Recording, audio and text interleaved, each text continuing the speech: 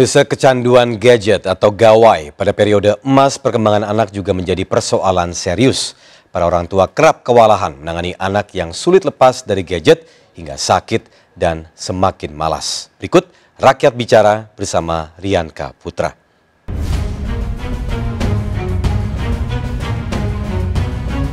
Permasalahan anak-anak di Indonesia makin hari makin pelik. Tak hanya soal gizi buruk, namun di zaman teknologi canggih seperti ini, kecanduan gadget atau gawai juga menjadi persoalan serius bagi para anak-anak.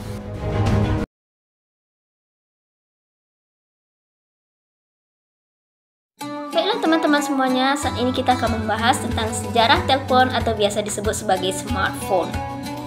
Pada era serba canggih seperti saat ini, kita dengan nyaman menikmati telepon genggam atau biasa disebut dengan HP atau smartphone hingga gadget yang canggih untuk kehidupan sehari-hari. Tapi apakah Anda tahu pertama kali handphone ditemukan?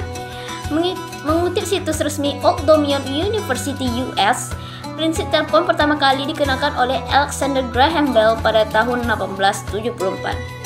Kala itu, dia bereksperimen dengan Thomas Watson untuk membuat sambungan telepon pertama.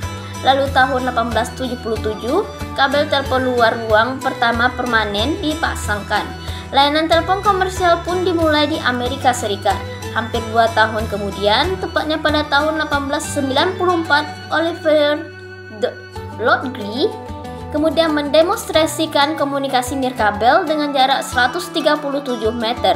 Ide ini adalah awal dari teknologi ponsel seperti yang kita kenal. Ide tentang telepon ini akhirnya baru berhasil menyebar pada tahun 1915. Bell System menyelesaikan saluran telepon lintas benua Amerika Serikat. Pada titik ini, semua orang di Amerika Serikat terhubung satu sama lain. Tepat pada tahun 1946, layanan telepon seluler komersial pertama kali dioperasikan, menghubungkan kendaraan atau objek yang bergerak ke jaringan telepon melalui radio. Perkembangan HP dari masa ke masa seiring waktu, konsep tentang HP semakin berkembang. Pada tahun 1997, Philips memperkenalkan upaya awal ponsel pintar, digital atau biasa disebut sebagai smartphone. Unit yang disebut sebagai The Synergy tersebut menyediakan akses nirkabel ke email, internet, dan fax. Sejak saat itu, hingga akhir 1990-an, banyak perusahaan ponsel berusaha untuk membuat model ponsel mereka lebih ringan, lebih cepat, lebih ramping, lebih mudah. Ponsel pun berkembang dimulai dari Research in Mission yang memperkenalkan BlackBerry 850 tahun 1999 hingga Apple meluncurkan iPhone pertamanya pada tahun 2007. Apple mengintegrasikan tampilan layar sentuh dengan pengalaman penulisan web terbaik yang ditawarkan pada perangkat seluler. Bertahun-tahun kemudian hingga saat ini perangkat komunikasi terus berkembang dengan keunggulan yang dibawa masing-masing. Mulai dari keunggulan tampilan, fitur kamera, hingga ruang penyimpanan. Assalamualaikum warahmatullahi wabarakatuh. Halo teman-teman semuanya, perkenalkan nama saya Sahira Aiska, biasa dipanggil Sahira. Di sini saya akan menjelaskan mengenai pengertian handphone, sejarah, dan fungsinya. Handphone merupakan alat telekomunikasi elektronik dua arah yang bisa dibawa kemana-mana dan memiliki kemampuan untuk mengirimkan pesan berupa suara. Pengertian tersebut merupakan pengertian handphone secara umum. Dalam keseharian, manusia hampir tidak bisa lepas dari handphone, apalagi dengan semakin berkembangnya handphone sehingga handphone memiliki berbagai fungsi sekaligus. Bukan hanya sebagai alat komunikasi saja, namun telah berkembang menjadi alat dan fungsi lainnya seperti media hiburan, media bisnis, dan sebagainya. Kita bisa mengenal istilah smartphone atau ponsel pintar, sebutan untuk handphone yang bisa digunakan untuk melakukan banyak hal. Sebelum handphone memiliki fungsi seperti sekarang ini, handphone telah mengalami perjalanan yang panjang sejak awal kemunculannya. Hal tersebut akan dibahas dalam sejarah handphone berikut ini. Pengertian handphone dan sejarahnya. Selain pengertian handphone, sejarahnya juga perlu kita ketahui, karena handphone yang sekarang kita gunakan tidak tercipta secara instan. Handphone terus mengalami perkembangan sejak awal kemunculannya. Handphone pertama yang ada jauh dari apa yang kita gunakan sekarang ini. Namun, tanpa adanya handphone pertama, tentu tidak akan ada teknologi yang berguna bagi manusia untuk berkomunikasi sekarang ini. Baiklah teman-teman, saatnya kita membahas 5 dampak positif HP dalam pembelajaran. Yang pertama, sebagai media hiburan. Smartphone memiliki banyak fitur hiburan dan ini dapat menjadi media untuk membantu para pelajar atau guru untuk beristirahat sejenak dari kejenuhan mereka. Yang kedua, meningkatkan pengetahuan. Salah satu dampak positif smartphone adalah dapat membantu murid-murid untuk mendapatkan informasi di berbagai mata pelajaran dengan sangat mudah. Smartphone dilengkapi dengan berbagai aplikasi, termasuk aplikasi pendidikan. Selain itu, dengan bantuan mesin pencari seperti Google, murid-murid dapat mengakses berbagai informasi dan mengecek keakuratan informasi yang telah mereka kumpulkan. Hal ini sangat membantu mereka dalam mengerjakan tugas-tugas mereka dan dapat meningkatkan pengetahuan mereka dan membantu mereka untuk meningkatkan prestasi akademik. Yang keempat, meningkatkan kenyamanan dalam belajar. Banyak pelajar atau guru yang merasa lebih nyaman dengan penggunaan smartphone saat belajar ketimbang harus menghabiskan banyak waktu mereka untuk mencari sumber informasi yang mereka perlukan dengan pergi ke perpustakaan.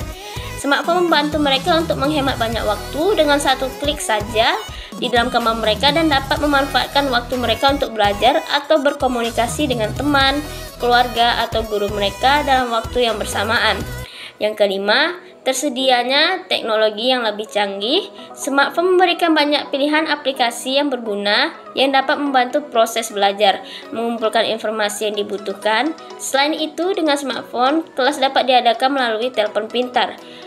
Murid-murid dan guru-guru dapat mempelajari berbagai kemampuan baru dan hobi melalui smartphone. Misalnya, belajar bahasa baru, teknik menggambar, memasak, atau meningkatkan kemampuan public speaking dengan belajar melalui telepon pintar mereka.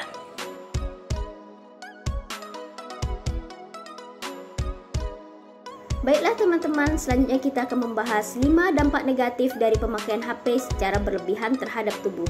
Berikut ini adalah jenis-jenis penyakit yang bisa muncul sebagai dampak negatif dari pemakaian HP secara berlebihan. Yang pertama, gangguan mata. Dampak negatif HP pada mata adalah memicu mata lelah. Tulisan-tulisan kecil yang terpampang di layar HP serta pancaran sinar yang terkadang terlalu terang dalam jangka panjang bisa merusak mata. Sebab, kedua hal tersebut membuat kerja mata menjadi lebih berat dari seharusnya. Bahkan saat ini sudah ada nama khusus untuk kondisi mata yang berkaitan dengan penggunaan HP atau gadget secara keseluruhan, yaitu digital eye strain atau mata lelah. Gejala dari kondisi tersebut antara lain adalah mata merah, mata kering, dan pandangan terlihat kabur. Untuk menghindarinya, sebaiknya jangan menatap layar terlalu lama. Berikan jarak untuk istirahat yang cukup sebelum Anda kembali menggunakan HP. Yang kedua, meningkatkan risiko terkena infeksi. Permukaan telepon genggam sekilas tidak bersih. Namun tahukah Anda, jika hal tersebut merupakan salah satu permukaan yang paling kotor? Banyak orang yang tidak menyadari bahwa telepon genggam adalah benda pertama yang dipegang setelah melakukan berbagai kegiatan. Misalnya, Anda memegang pegangan tangan di kereta, hingga setelah makan Anda langsung memegang HP. Semua itu memindahkan bakteri, virus maupun kuman bahaya lainnya ke permukaan handphone. Dan kemudian tidak mungkin menularkan penyakit ke tubuh. Berbagai penyakit bisa terjadi sebagai akibat penggunaan HP, mulai dari diare, demam, hingga muntah-muntah. Yang ketiga, gangguan siklus tidur. Dampak negatif penggunaan HP yang banyak disepelekan adalah siklus tidur yang terganggu. Dampak ini bisa terjadi karena smartphone yang Anda gunakan memancarkan sinar biru atau blue light dari HP-nya. Saat Anda menggunakan HP sebelum tidur, paparan sinar akan menghambat produksi melatonin. Teman-teman tahu apa itu melatonin? Melatonin adalah hormon yang memicu rasa kantuk dan mengatur siklus tidur. Selanjutnya yaitu membuat sendi jempol jadi kaku. Bermain telepon genggam terlalu lama akan membuat jempol kaku saat berada dalam posisi tertekuk. Jadi saat Anda mencoba kembali meluruskannya, akan terdengar bunyi cukup keras dan timbul rasa nyeri. Yang kelima, memicu sakit leher. Dampak negatif salah satunya adalah memicu sakit leher. Sakit leher juga termasuk salah satu dampak negatif HP loh. Kondisi ini terjadi karena saat menggunakan telepon genggam, posisi leher biasanya terus pada posisi menunduk. Kebiasaan tersebut bisa membuat otot leher kaku dan kram.